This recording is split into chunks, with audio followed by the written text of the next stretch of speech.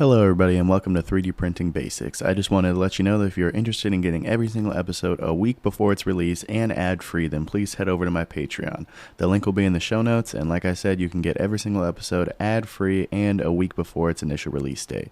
Thank you guys so much for listening, and I hope you like this episode. Hello, and welcome back to 3D Printing Basics. This is episode number 70, and in this week's episode, we are going to be going over some questions that I have received from my audience. Before we get into it, I would just like to say that if you had some questions that you wanted to be answered, either directly or on the show, then there's a link below to a Google form where you can fill out and let me know what questions or just singular questions that you had for me. I would really love to receive any kind of feedback or questions from you guys. It really makes me feel good to be able to kind of provide direct needs of my audience. So thank you guys so much. And with that being said, let's get right into today's episode. All right, the first question that I have received today is, what is your opinion on the X1C? I got it with the AMS2 Pro, and I really like it. Also, what is micro LiDAR calibration?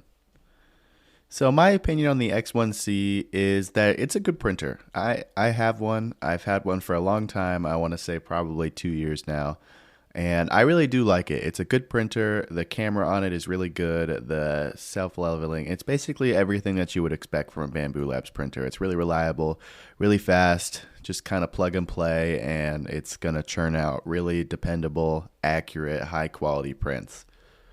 Now, the thing for me is that the accessories on it, or the things that make it so much more expensive than, say, their P1S or P1P, to me isn't quite worth it. I have an X1C as well as a P1P and a couple P1Ss, and at the end of the day, I just don't think it's worth the extra $400, $500, $600 for the added accessories that you get with the X1C. I think the P1S is the perfect blend of price and functionality for me, and so with that being said, I only have one X1C, and I'm not planning on buying another one. I am just going to get a P1S if I need more printers from here on out. But with that being said, that is not at all knocking it or saying it's a bad printer. I know it's a really good printer, and if you have some things that you may need the accessories for, it can be really, really helpful, and those accessories do make your life easier. In my opinion, I am saying that I don't know if the accessories that they add on is worth the extra price. Especially for me running a business, I have to be smart with my money, and so I'm not spending the extra couple $100 that it would be to get an X1C, rather saving that and getting a P1S, because it is, in my opinion, just as reliable. But with that being said, let's move on to what is the micro LiDAR. And the micro LiDAR is something that only comes with the X1C as of right now. Well, I don't know for other brands. I'm just talking about Bambu Labs. And it basically acts as the eye of the printer. It uses lasers. It scans the first layer of the print. It does your flow calibration. And it also does bed leveling. And it basically can calibrate the distance between the nozzle and the bed to make sure that you're getting a good first layer calibration. It can scan the flow extrusion to see what flow extrusion at that time is working best and can calibrate that for your whatever filament that you're using. And it also scans the first layer of the print to make sure that you laid down a perfect first layer and there's no spaghetti issues, there's no warping, there's no lifting. And if there is, then it will stop the print and it will let you know that, hey, I think there might be a problem. Can you please come check it out? And overall, I think that's fantastic. I really like the micro LiDAR. I think it's definitely very helpful, and overall, it is definitely something that can help churn out more successful and better quality prints. And yeah, that's kind of all I have to say about it. I got nothing bad to say about the micro LiDAR. I think it's a very helpful tool. I do hope that Bambu Labs finds a way to incorporate it into all of their printers without increasing price point. But also, I do understand that's a very high-tech piece of equipment, so there probably isn't a way that they can really do that. But here's to hoping. This episode is brought to you by PCBWay. Ready to take your electronics projects to the next level? PCBWay offers everything you need, from custom PCBs to 3D printing and even CNC machining, all under one roof. They're trusted by engineers and makers worldwide for their exceptional quality and fast turnaround. And here's a special deal for listeners of 3D Printing Basics. Use the promo code 3D Printing Squared, SQUARED, to get $10 off your first order. Start your next project with PCBWay and see the difference for yourself. Head over to PCBWay.com today. All right, now that we're finished talking about the micro LiDAR, I think it rolls seamlessly into the next question that I got. And how does the Big Tree Tech Eddy or similar touch probes work? And for those of you that don't know, the BTT Eddy is very similar to the BL Touch that Creality offers. It is essentially a bed leveling probe, or just a probe that calibrates the distance between the nozzle and the bed so that it offers accurate bed leveling and super quick bed leveling at that. And I had never heard of the BTT Eddy before I got asked this question. So I looked it up. It's offered on Amazon. It looks to be marketed as something for like a Voron or a self-build printer. If you're customizing your own printer, then you can get this piece of tech. And it seems like its main marketing point is that it levels the bed in 20 seconds, which would definitely be a lot faster than normal bed leveling techniques, while also keeping the same accuracy that other bed leveling probes or touches work. And so there's kind of two ways that these BL Touch or BTT Eddies work. They usually either have the physical touch where an arm will come down and it's usually spring loaded, and it will just drop the head of the printer until it touches the actual bed itself, or it will use lasers to measure the distance between itself and the bed and then calibrate things that way. Either way, overall, it's a great piece of tech. I think that probes like that, if you don't have automatic bed leveling already on your printer, it's a great option. It saves you tons of time and tons of headaches trying to level your bed by yourself. And so this way you can just start a print up and then the bed gets leveled without you even having to think about it, resulting in a perfect first layer every single time.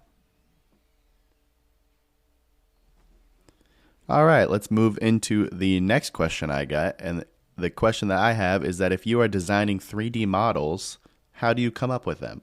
And I think this is a great question that unfortunately I can't give a lot of feedback on, especially since I started running this 3D printing business as a very serious business a couple years ago. I would say there's not a lot of times where I'm just kind of sitting here and creatively modeling whatever I feel like or trying to invent something.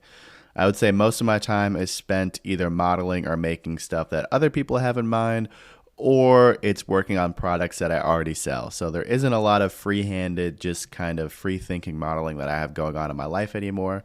But I would say when I was doing a lot of that, when I was just starting out with 3D printing, I don't know if I came up with a ton of models by myself. There were definitely ideas that I had that I came up with, but when I was doing this, I was very limited in terms of design ability. I was basically only on Tinkercad, and even with Tinkercad, I was pretty limited. So I was coming up with very basic, very not a very complex designs, things like raffle boxes and things like that, where it's basically just one shape and there isn't too much more with that. But I have heard of a lot of people going to sites like Thingiverse, Prusa printers, or some 3D model libraries like that to kind of get some inspiration for what they want to make. So that's definitely something to consider if you are trying to come up with things to model, or if you're having a creative rut. Then head over to sites like those where there are literally millions of 3D models to sift through, and you can kind of draw inspiration from there. So that's definitely something to consider if you are looking for something to design. All right, and the last question that I wanted to go over with today, I think is a very important one. And this one says, I have a Creality CR6 SE that keeps on leaking at the hot end with PETG between the hot end and the nozzle. They were thinking of changing to a Micro Swiss hot end, and they wanted to know if I have any advice. And yes, I do, because not on this exact printer, but I have experienced this exact situation before, where just with PETG and not with PLA, filament keeps on leaking in between the hot end and the nozzle. And it was very, very frustrating. I couldn't figure out what was going on. But I finally did. And so the problem that you might be having is that the nozzle that you're using might be too short. So what the problem with me was that I was using a nozzle that was too short. It didn't have enough threads on it. And so when I was screwing it into the hot end, it wasn't butting all the way up and sort of creating that seal with the nozzle and the hot end. And so that left free space for PETG, which is a very viscous material. I would say more viscous than PLA when it is melted.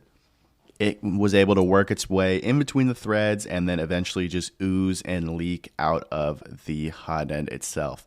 So if you have the ability to do so, if you have a longer nozzle, try that, because you need to make sure that you have good contact between the nozzle that you're using and the hot end to create that seal so that nothing leaks out. So that is definitely something to look at. And if that is not the answer, then I don't have the answer for you. I'm just sorry. This is such a niche situation. When I read this, I couldn't believe it because I had experienced this exact same thing before. If that is not the answer, I don't even know what the answer might be. But please let me know. If you were able to solve this problem, I would definitely be really interested in hearing about it. And with that being said, that's all that I have for you guys today. I hope you guys were able to get some useful information from these questions from other listeners. If you had some questions yourself, like I said, I will leave a link to the Google form down in the description. You can head over there. It's really simple. It's a really fast form to fill out. It's got some questions for me. It's got some questions for you if you feel like leaving me some feedback. I would really appreciate it. And thank you guys so much for listening, and I'll talk to you next time.